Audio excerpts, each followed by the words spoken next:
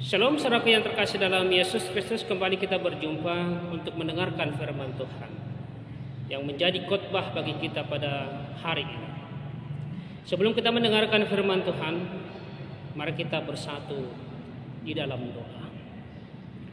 Damai sejahtera Allah yang melampaui segala akal dan budi manusia, itulah yang memelihara hati dan pikiranmu dalam Kristus Yesus Tuhan kita. Amin. Saudara-saudara yang terkasih dalam Yesus Kristus, firman Tuhan yang menjadi khotbah bagi kita hari ini diambil dari kitab Mazmur pasal 71 ayatnya yang pertama sampai dengan ayatnya yang ke-6. Mazmur 71 ayat 1 sampai 6 saya baca bagi kita keseluruhan. Demikian firman Tuhan. Doa minta perlindungan di masa tua. Padamu ya Tuhan aku berlindung, janganlah sekali-kali aku mendapat malu. Lepaskanlah aku dan luputkanlah aku oleh karena keadilan-Mu. Sendengkanlah telingamu kepadaku dan selamatkanlah. Jadilah bagiku gunung batu, tempat berteduh, kubu pertahanan untuk menyelamatkan aku. Sebab Engkaulah bukit batuku dan pertahananku. Ya Allahku, luputkanlah aku dari tangan orang fasik, dari cengkraman orang-orang lalim dan kejam. Sebab Engkaulah harapanku ya Tuhan, kepercayaanku sejak masa muda ya Allah. Kepadamulah aku bertopang mulai dari kandungan. Engkau telah mengeluarkan aku dari perut ibuku. Engkau yang selalu kupuji-puji. Sampai sejauh demikian pembacaan firman Tuhan. Dan yang menjadi topik bagi kita, Tuhan adalah bukit batu dan pertahanan kita. Saudaraku yang terkasih dalam Yesus Kristus, judul Mazmur ini menarik. Dikatakan tadi doa minta perlindungan di masa tua. Manusia lahir, tua, dan mati itu pasti. Itulah kegelisahan Mazmur ini, yang juga menjadi kegelisahan banyak orang di sepanjang hidup ini. Topik kita pada hari ini, Tuhan adalah bukit batu dan pertahanan kita. Melalui pengalaman pemazmur Daud, dia ingin membangun kesadaran kita untuk dapat mengakui bahwa hanya Tuhanlah tempat perlindungan yang aman dan nyaman. Sekali lagi, hanya Tuhanlah tempat perlindungan yang paling aman dan nyaman. Buktinya apa, saudaraku? Dari pengalaman pemazmur, Daud sebagai seorang raja, istana dengan penjagaan yang ketat dan sistem keamanan yang kuat tidak menjamin menjadi tempat perlindungan yang aman. Kenapa? Karena keluarganya pun tidak dapat dijadikan sandaran untuk keamanan jiwanya. Ini terbukti dari anaknya yang mendurhaka dan mau membunuhnya. Saudara-saudara yang terkasih dalam Yesus Kristus, bukankah banyak terjadi kasus-kasus kekerasan juga dalam kehidupan kita? Kasus kekerasan dalam keluarga, dalam rumah tangga. Ada pasangan yang mungkin melakukan kekerasan, orang tua yang mungkir dari tanggung jawabnya sebagai orang tua kepada anak, dan ada anak yang melawan orang tuanya. Ini sering kita lihat dalam kasus-kasus keluarga. Bagi Daud tidak ada tempat perlindungan yang aman di bumi maupun di langit, karena semuanya akan digoncangkan. Kecuali hanya pada Tuhan yang tidak mudah tergoyahkan. Daud mengaku tidak akan mendapat malu bila berlindung pada Tuhan. Dalam ayat yang pertama tadi, firman Tuhan mengatakan, "Padamu ya Tuhan aku berlindung, jangan sekali-kali aku mendapat malu." Karena perlindungan Tuhan tidak mungkin dapat dibobol. Perlindungan Tuhan tidak mungkin dapat dijebol oleh siapapun dan oleh apapun. Saudara-saudara yang terkasih dalam Yesus Kristus, kalau kita belajar dari kesaksian Alkitab bahwa memang di zaman dahulu kemenangan itu ditentukan oleh kuat dan kukuhnya benteng yang dimiliki oleh suatu kerajaan atau oleh suatu negeri. Misalnya kalau kita lihat di dalam perjanjian lama, kerap kali kita melihat itu. Di zaman Yesaya misalnya, bangsa Israel pernah melakukan kesalahan ketika dalam keadaan terjepit, namun bukan meminta perlindungan dari Tuhan, tetapi mereka meminta pertolongan dari manusia. Firaun, manusia yang kuat saat itu. Dan ini juga banyak menjadi kecenderungan banyak orang. Bukankah kita juga saudaraku cenderung berbuat sama seperti bangsa Israel ketika kita terdesak, ketika kita terhimpit, kita rawan meminta perlindungan kepada sosok manusia yang menurut kita mempunyai kekuatan, pengaruh kuat, dan mungkin berduit tebal. Dan ada banyak orang yang disebut orang Kristen tetapi sesungguhnya tidak percaya Tuhan, alias ateis praktis. Kristen tetapi tidak sesungguhnya percaya kepada Tuhan. Atau kita mencampur adukan kepercayaan kita kepada Tuhan dengan unsur yang lain yang disebut dengan sinkretisme. Misalnya ketika menghadapi persoalan genting, persoalan hebat, kita tidak berdoa kepada Tuhan tetapi malah pergi kepada orang pintar. Ada kasus-kasus yang kita lihat seperti itu. Jelas saudara yang terkasih dalam Yesus Kristus, kekristenan kita yang sesungguhnya baru tampak ketika kita dalam keadaan terdesak dan terjepit. Disitulah muncul sifat asli kita sebagai orang percaya. Pergi kepada Tuhan, lari kepada Tuhan atau kepada manusia yang dianggap dapat menolong. Saudaraku, Daud dalam keadaan terdesak dikejar oleh anaknya Absalom. Dia tidak melawan tetapi dia meninggalkan istana sebab dia tidak mau terjadi pertumpahan darah dengan anaknya sendiri. Dia berseru kepada Tuhan tempat perlindungannya. Juga ketika Daud menghadapi Simei yang mengutuki dan melemparinya dengan batu, Daud melarang panglimanya yang mau memenggal kepala Simei dengan alasan siapa tahu Tuhan menyuruh Simei untuk mengutukinya. Kalau kita baca di dalam 2 Samuel 16 ayat 5 sampai 12 itu. Daud tidak meragukan perlindungan Allah, terlibat dalam perkataannya tadi, sendengkanlah telingamu kepadaku dan selamatkanlah aku. Sendengkanlah telingamu. Saudara-saudara yang terkasih dalam Yesus Kristus, Daud mengajukan sebuah permohonan bukan karena kebutuhan atau karena terdesak, tetapi kombinasi antara iman dan pengalamannya dengan Allah di masa lalu. Dia punya pengalaman bersama dengan Allah. Baginya Allah sangat responsif dan sangat peduli terhadap kesulitan-kesulitannya. Daud merasa nyaman.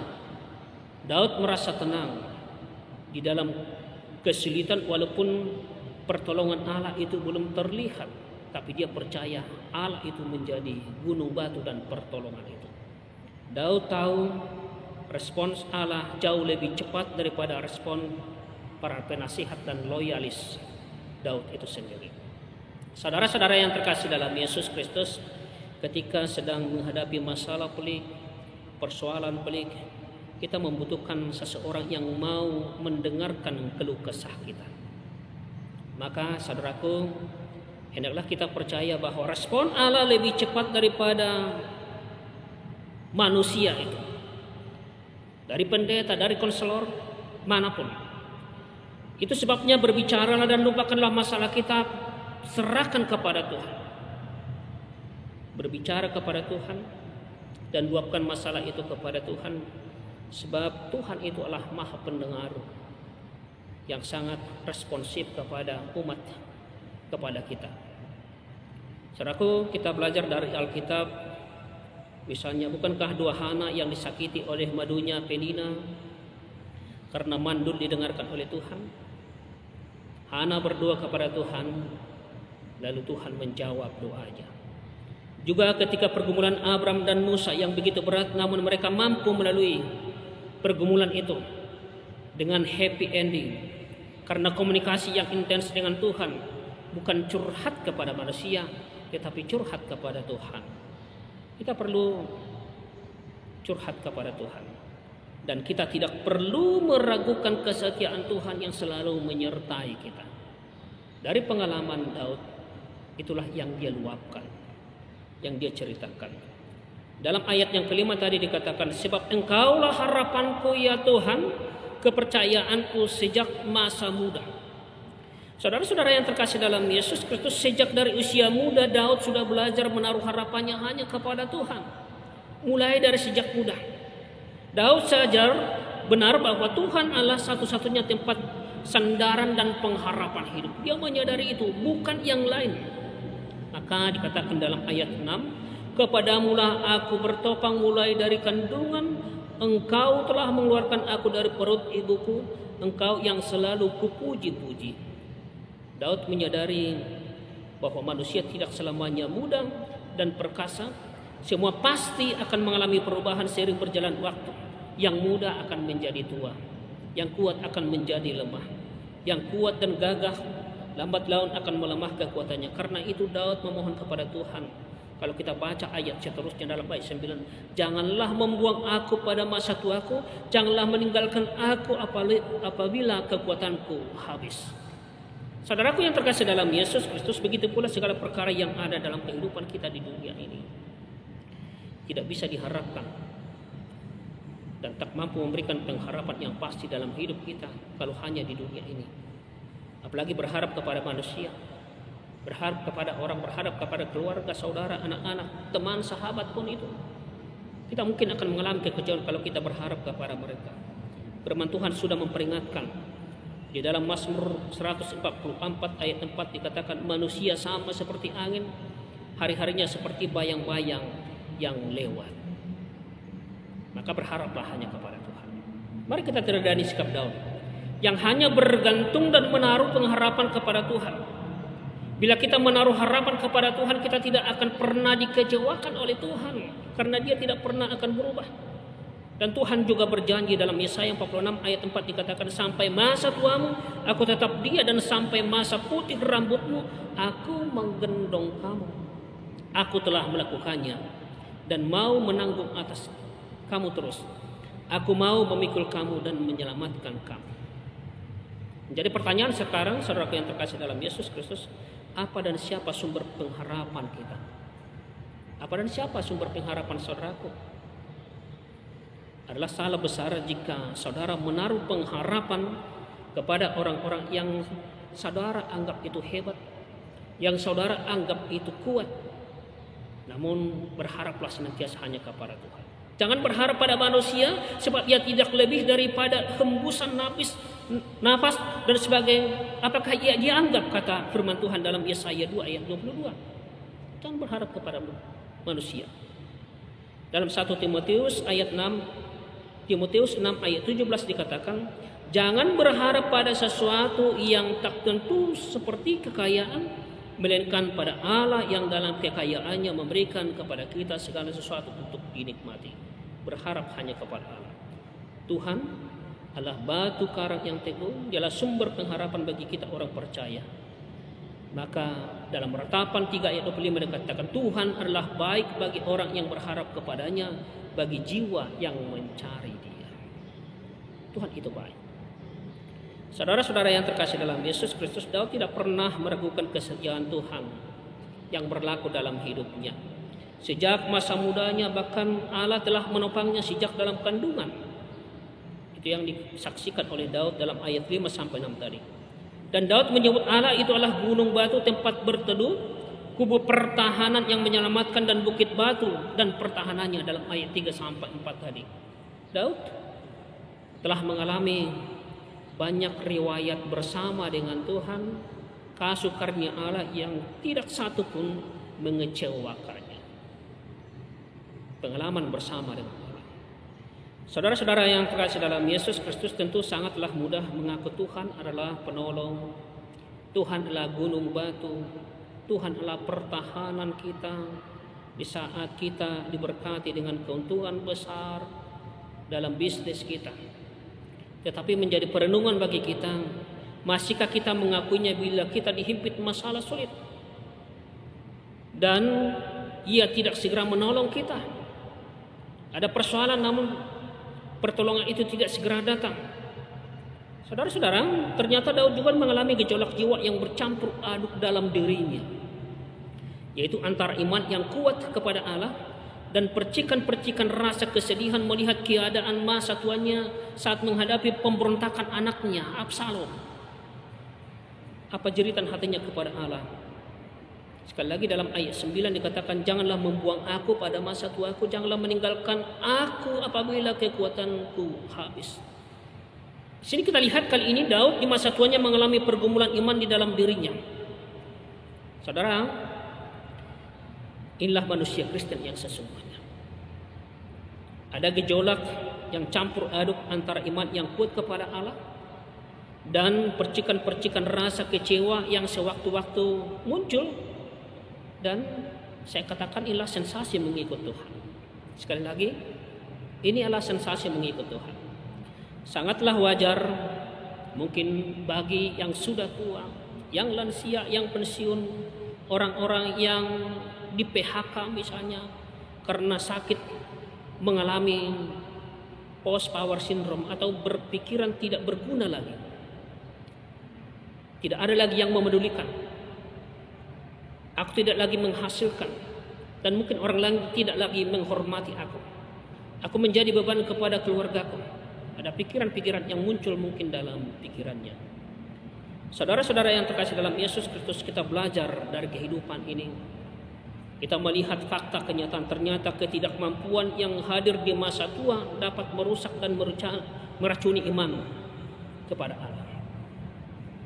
Memang mereka yang sudah lanjut usia, tenaganya tidak lagi bersinar, tetapi kita melihat sebenarnya ada penyertaan Tuhan yang luar biasa, yang selalu menata kehidupan kita hari demi hari, memberikan kita kekuatan, kemampuan boleh melewati hari-hari kita, mulai dari masa muda hingga masa tua.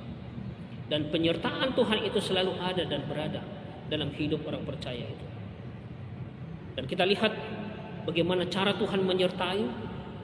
Dia dapat berbicara secara pribadi dengan bahasa mereka seperti yang dialami oleh Yohanes yang janin di waktu di rahim Elisabet, ketika Maria datang memberi salam kepada Elisabet. Dalam Lukas 1 ayat 40 sampai 41, janin itu melonjak. Dan belajar dari Daud, para orang tua jangan menjadi inferior. Sebab masih dibutuhkan untuk apa? Untuk mendidik, untuk mendorong, untuk mempersiapkan masa muda, anak-anak muda, untuk menggantikan posisi mereka suatu hari nanti, sembari menunggu waktu yang tepat. Saudaraku yang terkasih dalam Yesus Kristus, menjadi pertanyaan terakhir bagi kita, untuk apa Tuhan membuat kita mengalami banyak hal dalam kehidupan kita dari masa muda sampai masa tua itu. Ada banyak hal yang kita lewati. Ada sukacita, ada duka cita, ada kekecewaan, ada kesusahan. Semata-mata adalah mendidik kita menjadi orang yang terlatih, orang yang beriman teguh. Dan sekali lagi, inilah Kristen sejati. Melalui pengalaman-pengalaman dalam kehidupan kita, dan juga melalui pengalaman pahit yang Daud lalui, seizin Tuhan, mulutnya dapat berbicara, menceritakan tentang keadilan Tuhan. Juga ia dapat memberitahukan keajaiban-keajaiban Tuhan. Jelas tidak akan ada cerita, tidak akan ada berita kalau tidak ada kisah dan fakta nyata yang dilalui. Daud tidak mungkin dapat bersaksi kalau tidak memiliki pengalaman yang baik dalam hidupnya bersama dengan Allah. Pengalaman di balik semua kisah-kisah yang mengharukan dalam perjalanan hidupnya.